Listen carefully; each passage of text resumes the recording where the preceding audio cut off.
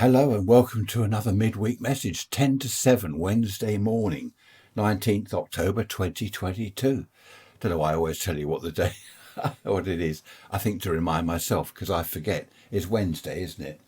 Right, the flag is blowing away like mad. Wind is coming from the east. Temperature is 13 degrees, which is 55 Fahrenheit. And the barometer, what was it? I forget. It was 1017, I think. I've just looked it up and I've forgotten already. Do you do that? I think I must look up so-and-so on the internet. Go to my iPad or the PC, sit there. What was I going to look up? I've forgotten. I have totally forgotten. Isn't it awful? Now, pregnant girls in the 60s. What? You're thinking? What? Hang on a minute. Hang on. In the 60s, it was really, really bad to be a teenage single pregnant girl. Even though it was the 60s, the era of love or whatever, make love, not war, and all this business, the sexual revolution and stuff, there was still the stigma. Anyone pregnant in their teens frowned upon. Oh dear, what's she been up to? Naughty. Now, how does that relate to next Sunday's episode? I shall tell you. We knew our sort of gang, well, no, not a gang, our crowd, if you like, in the pub.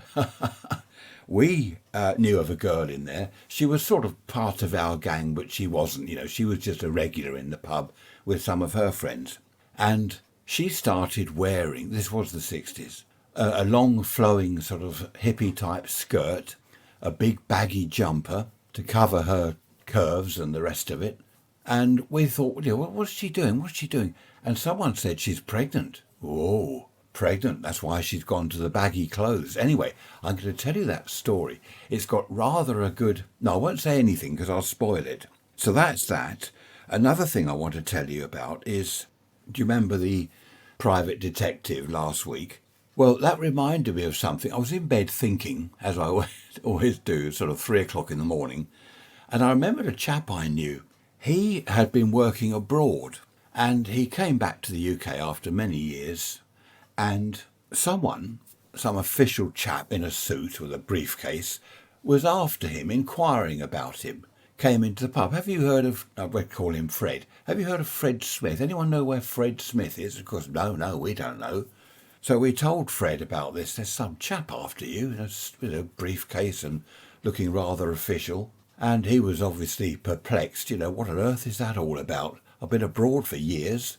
He'd only just come back into the country. He'd taken up a sort of rented flat while he sorted his money out because his money was having to come from abroad. Anyway, I'm going to tell you all about that on Sunday. That has rather a nice twist in the tale, that one. So that's that. I've got another note here, but I'm not going to keep on because that'll be for the Sunday after. Thanks for all your emails. Lovely to hear from you all.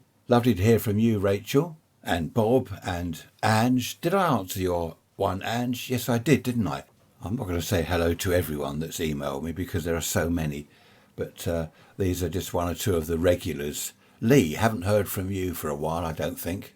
If you want to email me, it's raysrants@protonmail.com.